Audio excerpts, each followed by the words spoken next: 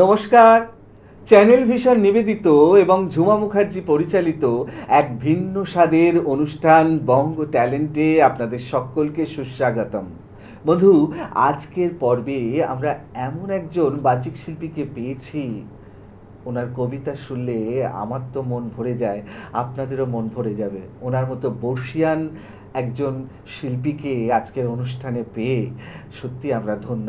দাদা, আপনাকে আমাদের অনুষ্ঠানে সুস্বাগতম। স্বাগত। আপনাকে যখন পেয়েছি আবৃত্তি তো শুনবই, শুরুতে আপনার মুখেই আপনার নামটা শুনবো। আমার নাম সুভাষ মিত্র। আপনি কোথায় থাকেন? আমি বিহালার ব্যানার্জি পাড়ায় টুবাইয়ের সাগর মান্না রোডে। বেশ। যদি কিছু না মনে করেন, আপনার এখন বয়স কত? আমার রানিং 79, জানুয়ারিতে 80 হবে। ধন্য, আমরা ধন্য, আমাদের বঙ্গ ট্যালেন্ট ধন্য আপনাকে পেয়ে। সত্যি অসাধারণ, এটাই চাই। এর মধ্যেও আমার আবার 2024-এর ফেব্রুয়ারিতে ওপেন হার্ট সার্জারি হয়েছে। ওফ, তখন তার চেয়ে দমটা খালি কমে গিয়েছিল, এখন অনেকটা রিকভার করেছে। একদম একদম, এটাই তো চাই। একদম করতে হবে, কারণ আপনাদের দেখেই আমরা কিন্তু সাহসটা পাবো। আর কথা নয়, আমরা সরাসরি উপস্থাপনায় যাই। শুরুতে কি শোনাবেন বলুন? আমি প্রথমে নজরুলের কান্ডারি হুঁশিয়ার কবিতাটা শোনাতে চাইছি। আরে বাপ রে বাপ, দারুণ নির্বাচন। শুরু করুন তাহলে। কান্ডারি হুঁশিয়ার, কবি কাজী নজরুল ইসলাম। দুর্গমগে কান্তার মরু দুস্তর পারাবার, লঙ্ঘিতে হবে রাত্রি নিশীথে যাত্রীরা হুঁশিয়ার। দুলিতেছে তরি, উড়িতেছে জল, ভুলিতেছে মাঝি পথ, ছিঁড়িয়াছে পাল, কে ধরিবে হাল, আছে কার হিম্মত। কে আছো জোয়ান, হও আগুয়ান, হাঁকিছে ভবিষ্যৎ। এ তুফান ভাই দিতে হবে পারি, নিতে হবে দড়ি পার। তিমির রাত্রি মাতৃমন্ত্রী, শান্ত্রীরা সাবধান, যুগ যুগান্ত সঞ্চিত বাছা ঘষিয়াছে অভিযান।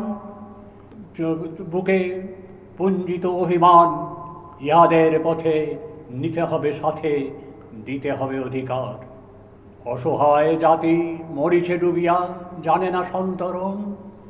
কান্ডারি, আজি দেখিব তোমার মাতৃমুক্তিপণ।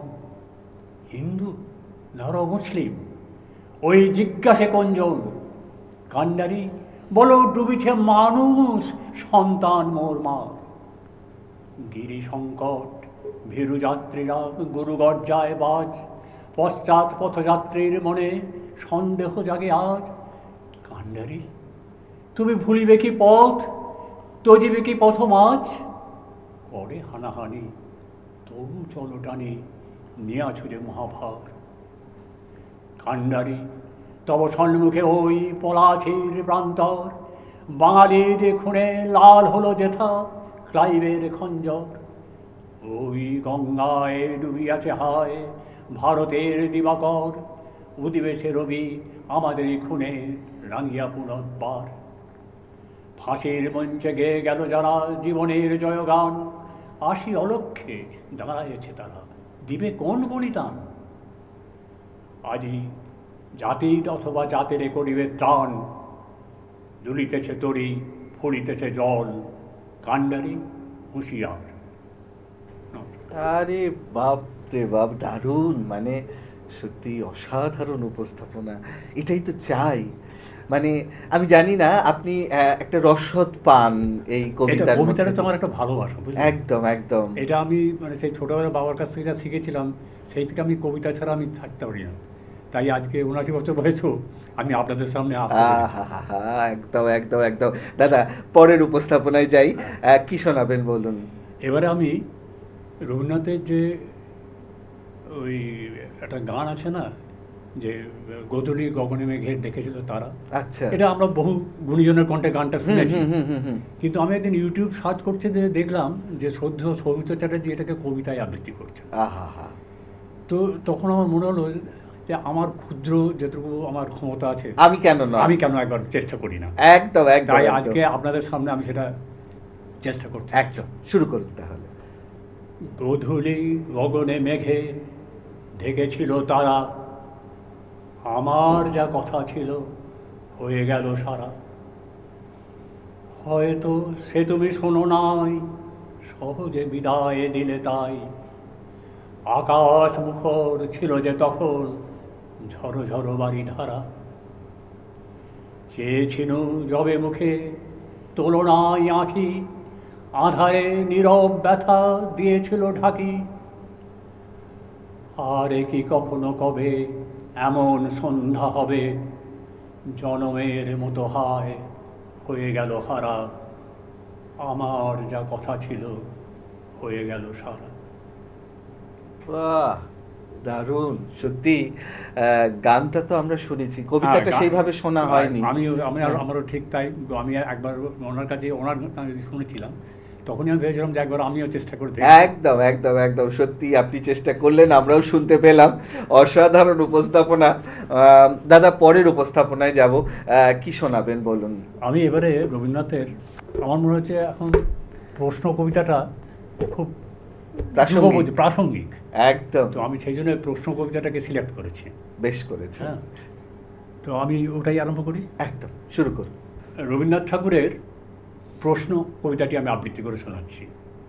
ভগবান, তুমি যুগে যুগে দূত পাঠায়েছ বারে বারে দয়াহীন সংসারে।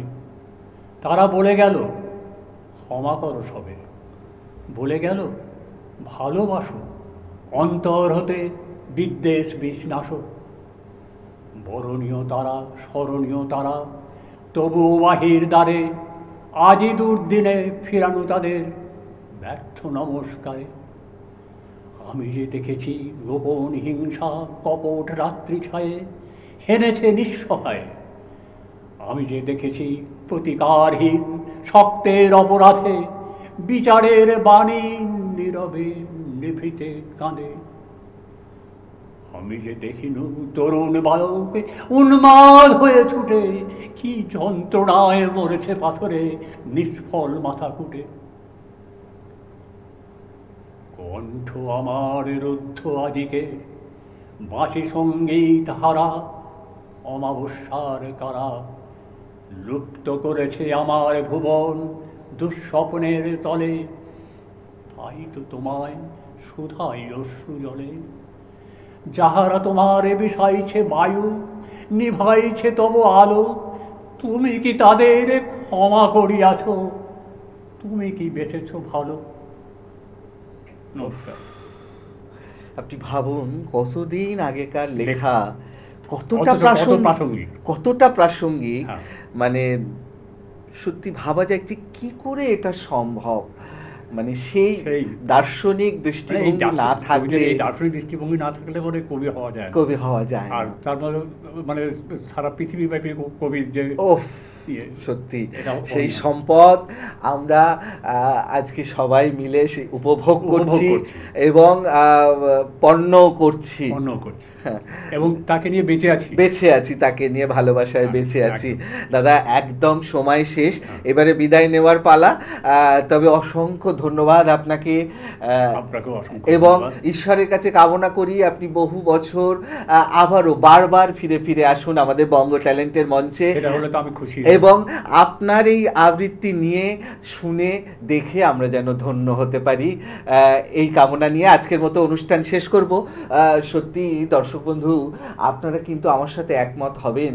আজকে সুভাষ দাকে পেয়ে, কারোর হয়তো কাকু, কারোর হয়তো জেঠু, তার পারফরমেন্স দেখে আমরা শুধু দেখলাম না, শুনলাম না, অন্যরকম একটা অনুভূতি, অন্যরকম একটা ভালো লাগা এবং অন্যরকম একটা উদ্দীপনা নিয়ে আজকের অনুষ্ঠানটা শেষ করব।